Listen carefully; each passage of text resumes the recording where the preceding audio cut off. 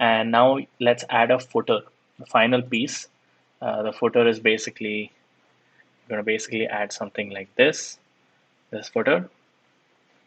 Let's do it. This is slightly more, actually not that complex, but yeah, rounded image. Somebody was asking, so I'm going to add a regular image and then round it. Let's see how that goes. Let's go to our blog. And remember I told you that the footer is essentially like another nav bar. It really is, but we're going to create it from scratch anyway. New section, container, div, and in div, I can use this div block and the same stylings that were applied. Maybe I want, let's maybe apply new styles. So inside the div, I need an image and a text. So let's add an image. Let's add text. Remember the drill.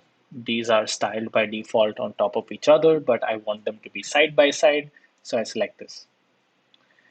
And also I want them to be apart. So I do this. Actually, in this case, I don't really want them to be apart. Yeah, I don't want them to be apart. So I'm going to align them to the left. I'm going to align them side by side. Okay, this div has some styles. Div block 2 has these styles.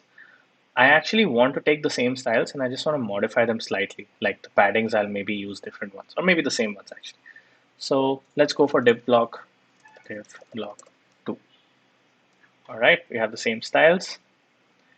Great. Ooh, the problem with div block 2 is it's currently putting elements horizontally. There you go. I can't do that. So if you have an existing style and you want to take that base style, but you want to apply some changes on top of the base style, the base style remains the same. Like these padding and stuff remains the same. Then the easiest way is to apply a combo style, a next style. So div block 2 footer. So now whatever styles I'm going to apply right now are not going to affect div block 2, but it's taking all of div block 2 styles and modifying them on top of it. So I'm going to change the display to flex. It's already on horizontal, so it's side by side. And I'm going to upload an image by clicking on this. I don't want it from the CMS. I want to upload manually an image. So let's select an image from 10R. This time for real SpongeBob. Nice. Maybe this one.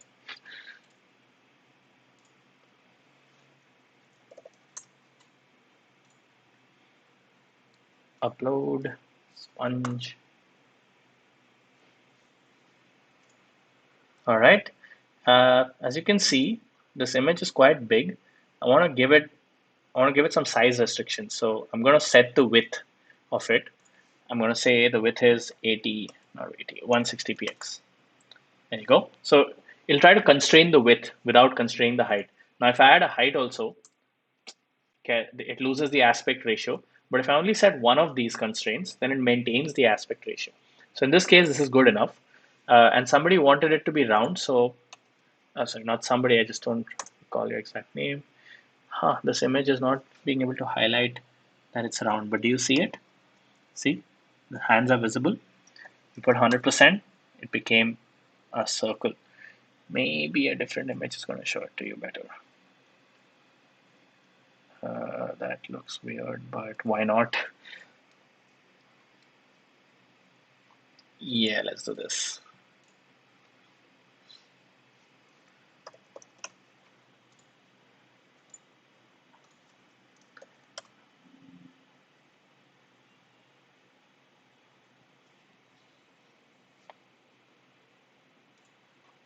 There you go.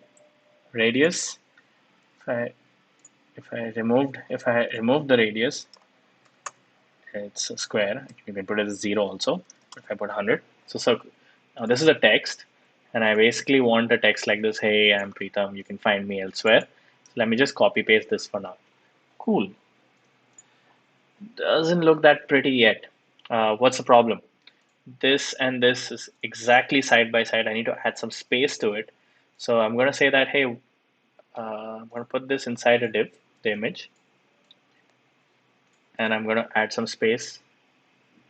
Okay, the div added some constraints to the image. Not sure why. All right, okay, cool.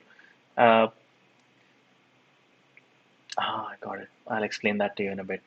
But I have a div and I have a text block. I'm going to add some space to the side. So 16px. That's it. It moved the element to the side.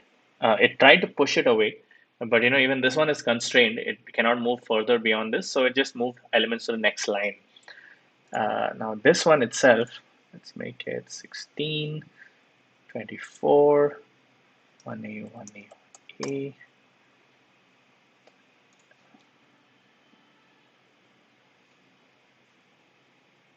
Yeah, this is good enough. The text is currently, I need it to be center aligned to this image. So I want to apply some styles to this text block basically. So I'm gonna add a div. I'm gonna put this text block inside the div. And now I'm gonna say in the div something called align, which is in the which lets me basically align elements inside the div center. Done. So what did I do again? I have a parent box which contains two boxes. One contains the image, one contains the text. In the image box, I applied some styles, like I gave it 16px margin on the side. In the text box, I applied some styles saying that whatever is inside this div block, like in this case, there's only text, center align it to the div. And since the div expands from here to here, the top to bottom, the text block basically aligned itself to the center. Let me just show you again. This is the div block. It's taking the same height available from the image. This is the div block. I'm saying you have this whole block, whatever is inside, align it to the center. That's it. Now if I go here, that still looks good. Looks good, but okay, one final change. It looks good till here, but when you go to mobile, this gets constrained too much. You now want the image to show up on top and this to show up below it. And the style that we originally applied on this parent box, and we said it's horizontal, we can change it to vertical. And thanks to cascading style sheets, CSS, the style will only be applied to this, the smallest mobile screens.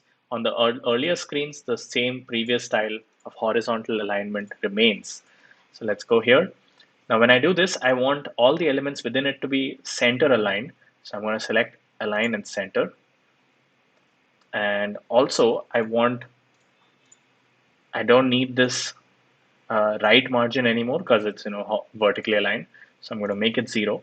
But I do need something below it this time because the elements are stacked on top of each other. So I added 16. And that's it. Let's publish this and see how it looks. Okay, refresh. These are the new looking, better looking blog post links. I click on one of them, and this is the blog itself. This is Twitter, takes me to my Twitter. And now if I go down, I'm seeing the footer, and the footer will be on all the blog posts because I put it in the blog post design. And let's actually look at this page on mobile. So this is Command Shift C, the developer console. And I can see this is how it looks on mobile, the page. This looks neat actually. And this one also accordingly. If I go to a slightly larger screen like an iPad, that's the style in an iPad, looks neat.